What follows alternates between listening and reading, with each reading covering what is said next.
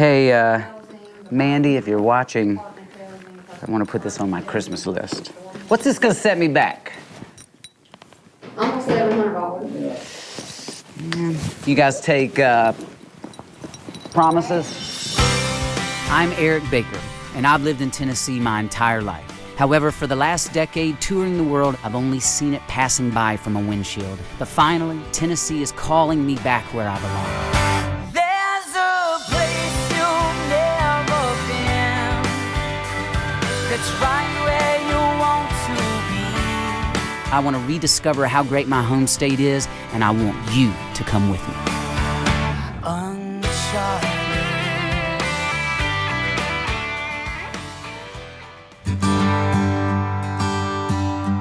Just over 2 years ago, while back at my childhood home in West Tennessee filming for Season 1, I met a man named Shane Hall. As the coordinator of TWRA's Moment of Freedom program, Shane's life revolved around providing access to the outdoors for those with disabilities. And what was scheduled to be a quick interview covering the highlights of the program turned into an all-day affair as Shane took to the crew and I like we were long-lost brothers. Interestingly enough, Shane was also one of the rare few who claimed to have gained their positive outlook on life when they found themselves suddenly looking out from the perspective of a wheelchair. What for most of us would have been a devastating accident was ultimately for Shane a catalyst to care. The last time I was fortunate enough to spend time with Shane, he pulled me into a bear hug before smacking me on the arm and asking me why I hadn't done more with the Tennessee Wildlife Resources Foundation. Look to Lynnville, he told me. It's just a humble farm town with a lot of heart. And there won't be thousands of people there, nope, but there's something special going on. Remember, every mountain stream starts with just a few drops of rain. Soon after seeing Shane, my producer and I picked up the phone and called the folks at TWRF, telling them we'd received a tip that they might be up to something special. Well, really, it's a story in 2 parts, they told us. We've got 2 big events coming up, and if you can, we really think you should come out to both. You'll see why. So out came the iCows and the weekly planners, with everyone marking off 2 weekends in late October, not altogether sure what to expect.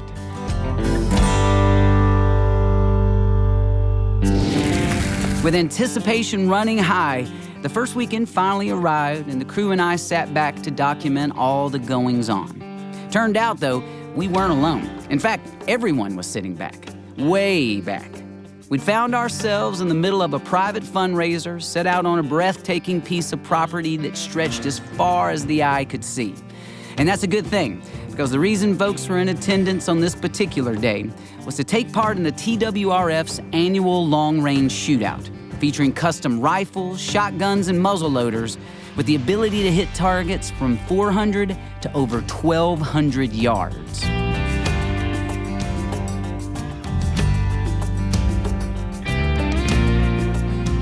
And as the laughter, light refreshments, and raffle prizes started to flow, so did the donations. Folks had come out to enjoy a day of good-hearted competition, but based on the size of their contributions, I could tell that this was hardly the main event.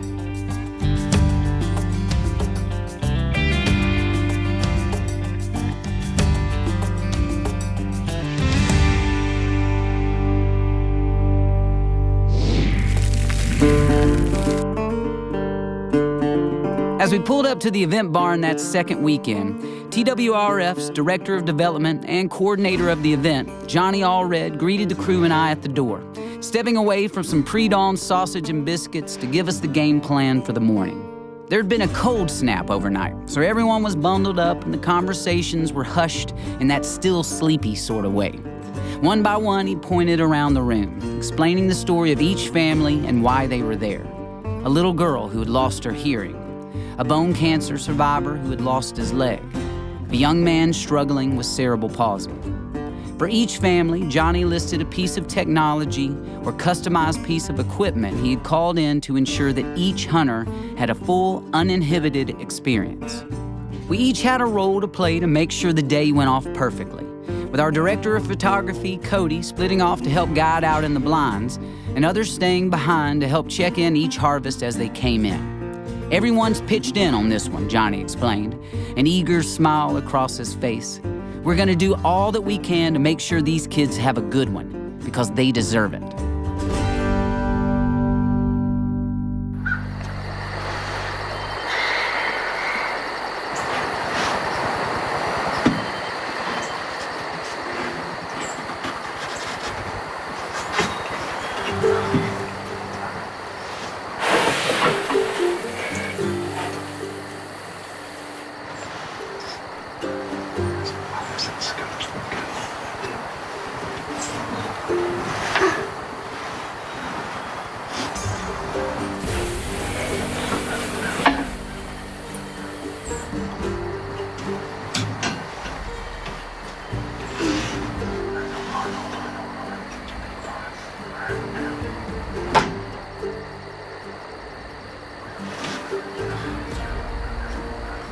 She knocked it off or not.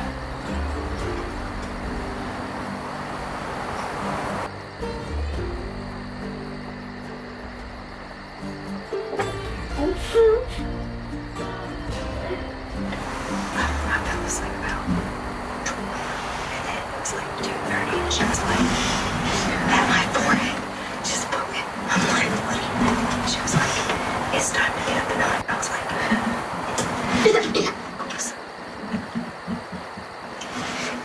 30 minutes later, I was like, are you done?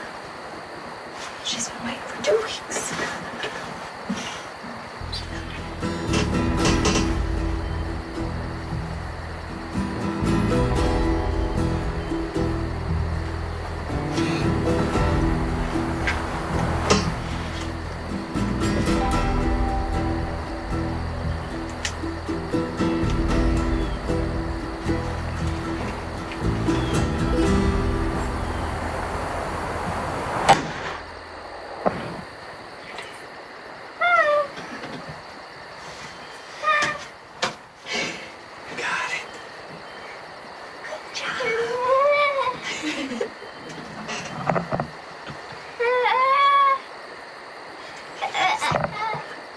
I'm shaking it. I guess because it's our first year.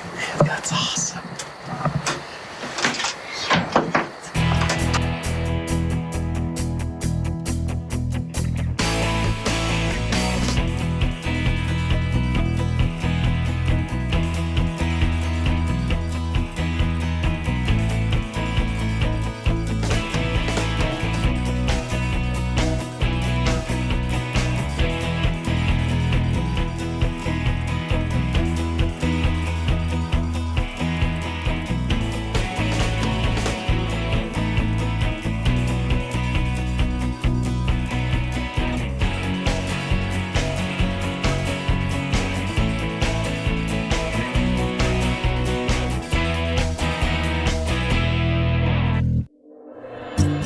As the harvest for the day started to come back in at base camp, I sat down with TWRF Executive Director Julie Schuster to talk about why she and her staff feel it's important to put on events like the Young Guns Hunt, as well as how events like the Long Range Shootout make hunts like these possible. Today is our Young Guns Youth Hunt for the foundation, the Tennessee Wildlife Resources Foundation, and it's only in its second year, and we're just really excited to host this event because I think those of us that have hunted all our lives or have enjoyed the outdoors want to give it back. And this is just a great opportunity to a group of kids that might not have that opportunity. The Tennessee Wildlife Resources Foundation, to put it pretty simply, we're the nonprofit arm of the Tennessee Wildlife Resources Agency. And so we're able in a lot of ways to help them do things that they're not able to typically do maybe. Really, we can do a lot for these kids for, at this point, a minimal cost. All of this is going into creating this opportunity for kids that otherwise may not have it. That's right, and you know they're excited going into it, but without even, a lot of them have never hunted before. Right. And so what's the expectation? They're not sure. And then when you deliver, just like that little girl we saw a while ago, right? Yes. Oh my gosh, it's like her whole life has changed. There's a million ways to give money. Why give money to you? I think because we have that direct link to TWRA, we can get that money to them directly, and because we work so closely with them, we know what those needs are. The money goes directly to the needs for the children. In each region of Tennessee, we've come up with a need, a specific need, such as handicap access fishing areas, handicap hunting areas. So I think people will really get on board to give to those specific needs. Right. They see where their money's going, and they see, they see it happen. And I mean, they can volunteer their time, they can volunteer their land, Yeah. barns. Absolutely. Whatever, if you're passionate about what we do, you can be involved. Thank you for providing these opportunities. It's an honor, and we're just very humbled to know that we have that opportunity to help people get exposure to the outdoors. Yep. So it's pretty neat. I love it. Absolutely. I love what I do. Keep up the good work. I love it. You're Thank welcome. you. As the last of the morning chill slipped away, I headed to the back of the barn to help check in the morning's harvests. First in for the morning was a young man whose childhood cancer resulted in an amputation. Explaining that most weekends he could be found playing basketball or wrestling, and now having nabbed his first buck, it was clear this kid had incredible perspective on what's possible. Hey, congratulations, man. Yeah, you're the first in. You took care of business in a hurry. So how was this morning? It was great. It was good. What kind of opportunity is this for you? It's amazing. Like, I just love hunting, and they give you a good hunt. Yeah. It's pretty great. What's the best part of it? Definitely not waking up in the morning. I hear you. I'm right there with you. What does this mean to you? It's great. I think any way we can get involved and grow any of the events. Yeah. There's a lot of kids in this area that, just don't have the opportunity to get out and do Right. this kind of thing. And so I love getting to see other kids get involved Exposed in that to way. it. Yeah. Exposed to that. I think that's an awesome thing that you're showing is that, hey, man, I mean, the outdoors is for everyone, right? Yes, sir. Did you ever think that this would be possible? We definitely couldn't do it without this program, and they're just we're just so thankful because this really does help a lot. Awesome. Thanks for showing me, man, I mean, there's no limitations. I mean, you're an inspiring guy. One after another, the hunters started to come in, each eager to share the stories of their success, each enamored with having the experience of spending the morning in the blind. Are those her first two deer? Yes. Has she been hunting ever before? No. Really? So, man, what does this mean to you? I'm excited for her. I'm happy. As we said our goodbyes for the day, the TWRF staff encouraged us to take a look around downtown Lynnville before we hit the road, telling us that we find a whole lot more people wanting to do things the right way, rather than the easy and cheap way instead.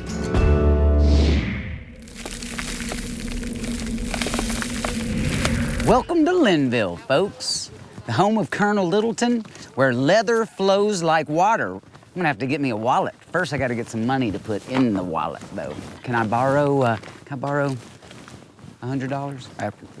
200, just $500. Just.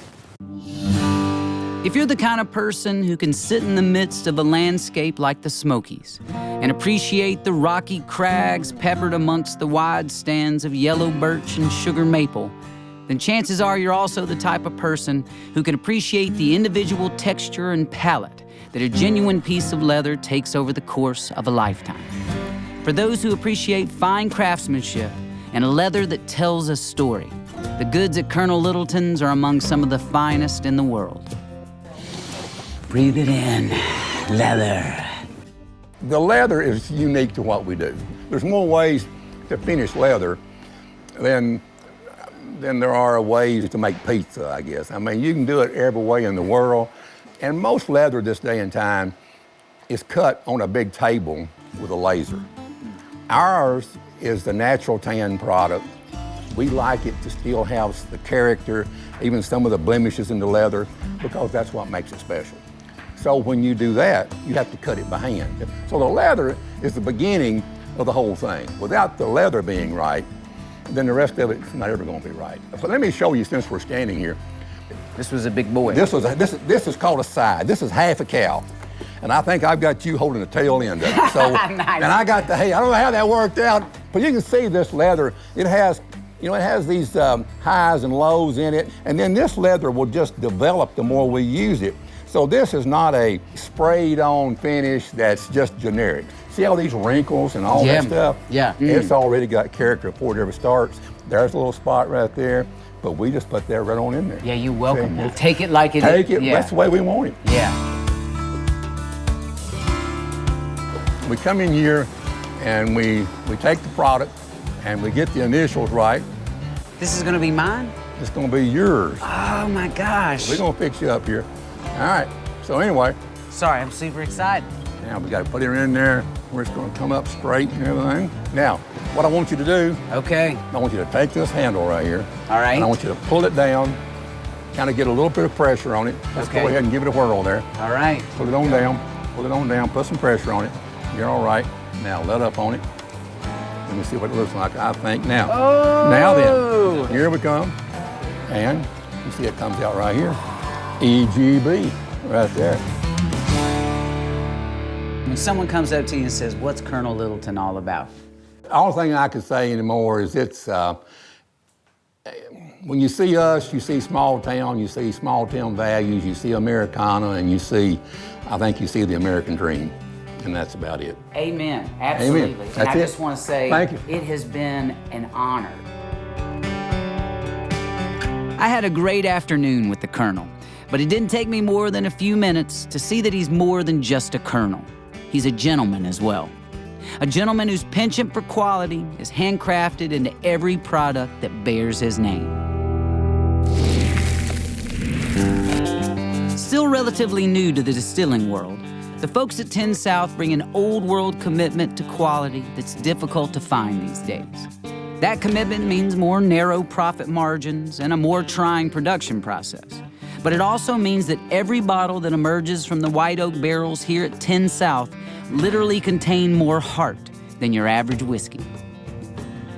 Yeah, I know there's Irish whiskey and bourbon and Tennessee whiskey. What is the difference? The state of Tennessee now governs what Tennessee whiskey is by the passage of two laws. One is, if you're going to put the word Tennessee in front of your whiskey, you have to make it in the state of Tennessee. The second thing is now you have to filter your newly made spirit through maple charcoal before you put it into the barrel. So really what makes Tennessee whiskey different from bourbon is that you're putting it through this maple charcoal process. And Jack Daniels kind of made that well-known or famous, if you want to go that far. Right. It's called the Lincoln County process. You can do it quickly, you can do it slowly, you can do it with a lot of charcoal or a little charcoal. You have a lot of room to be individual in that. Okay. And so that's where we decided, because we're making our spirits in a pot still, and we're able to make those head starts and tails cuts, we decided to let it dwell in that charcoal for a long, long, long time and use that charcoal instead of a subtractive part of the process, filter something out. We decided we want to add something by letting it dwell in that maple charcoal for a long enough time under considerable pressure that we're pulling something out of the charcoal, and that is for us a sweet, maple, smoky character. Since Tennessee and all the other states have opened up these laws, and you see all kinds of whiskeys being produced now from all kinds of grains and all kinds of combinations, and that to me is the fascinating part of what this job still holds, is that if you can imagine it, you can almost make it happen. A literal American dream. You dream it up and then... Yeah, you know, and there's not that many of those left out there. All right. Colin is the assistant distiller. Hello. Nice to meet you. Nice to meet you. This is a step in the stages of creating the mash for Tennessee whiskey. So that's Okay. what we're doing now. Okay. In the creation of whiskey, you're actually creating mash first of all. And mash is another term for the mixture of your particular water and the grains that you're going to ferment. Colin's gonna lift this bag of barley that he ground just a matter of minutes ago. and we're gonna put that into here so it cools down through the rest of the cook with this in, which really affects the character, the taste, the flavor, and the final outcome way down the road. Okay. Of this product, this whiskey. Okay. Want to let me drive the? Are you certified? No. A lot of. Oh wow! Look at that in there. Yeah. Usually It's like an udder. Yeah. This is like an udder. That's it. We're milking the whiskey. Yeah. Yeah.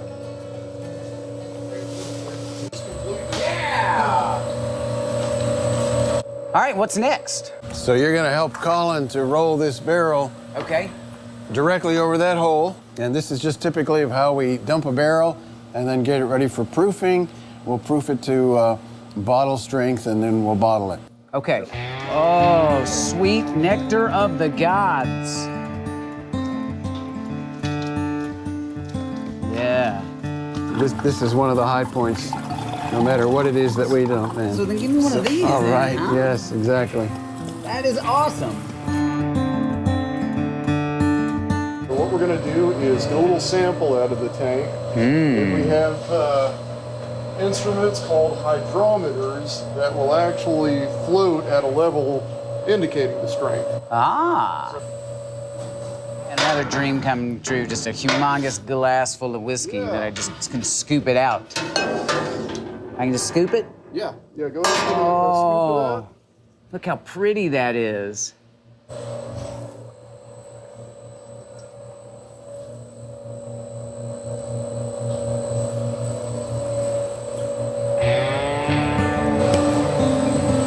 Rest is for me. Let's drop it in and see what we get. So by the combination of 130 proof on the hydrometer and then the reading of 71, we'll add those together and it'll tell us exactly what the proof is. What I'm loving right now, Mr. Keen, if you're out there, you taught me high school math. It's pretty awesome using math to make whiskey. Yeah. When he said, you're gonna be able to use this, you better listen up, kids. Thanks, Mr. Keen. Let's have some whiskey. Let's do some math and drink whiskey. Let's do it. Okay. We're gonna take the whiskey out of this barrel, Yep. and we're gonna put it into a drum, and we're gonna put it into that barrel. And now your job is to not let that overflow by using this light in that hole and making sure, because every drop that goes out is money hitting the floor. So 150, you said, right? 150, 155, kind of depends on the barrel, but I would say so. Are you gonna help me load this thing in our car? So that's full. Oh, no! No, I mean, that happens, that happens. The next step is the bung. So you're just gonna gently insert that Oh, sorry. and maybe just give it a little press with your hand. And now, this bung setter is what's gonna seat that bung for the next 3 or 4 years into this. So you wanna make a nice square hit, not an angle like that or like this, because you don't wanna crack the bung. Excellent. Keep going? Now you're good. And what would be cool to do is that maybe right here or right here, you initial this or write your signature on that so that when you do come back and this barrel is about to be opened and it has its number and all its data filled in there, we'll be able to give you a call and maybe open that up.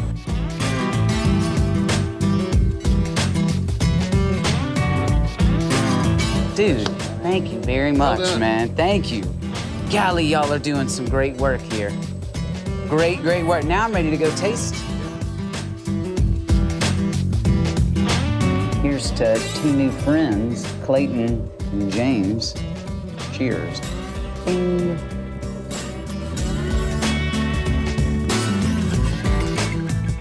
While the whiskey we made here today will sit and age for 3 to 4 years, it only took me a few minutes to understand that the flavor here at 10 South is steeped with the kindness and compassion I've found throughout my time in Lynnville thus far. Once again, I've been truly honored and humbled by my time with Clayton and his staff, and leave knowing full well that the local commitment to quality is more than coincidence, it's culture.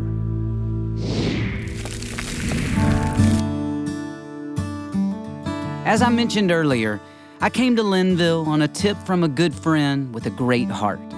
As fate would have it, Shane passed away from a long battle of cancer just a couple of weeks shy of us beginning to film this episode, a timing that made his passing all the more difficult to accept or understand. Too often, when we lose friends and loved ones years before their time, we think back over missed opportunities and unfulfilled plans.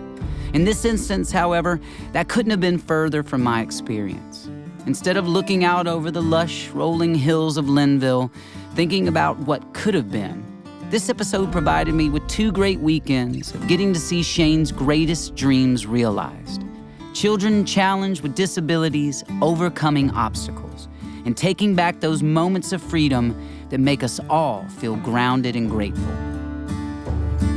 And as I look out over the hills on my way back home, I'm taking a bit of that hope along with me.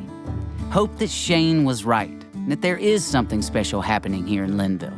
But more so, thanks to folks like the Tennessee Wildlife Resources Foundation, hope that this volunteer vision burns bright orange in every corner and cabin across Tennessee.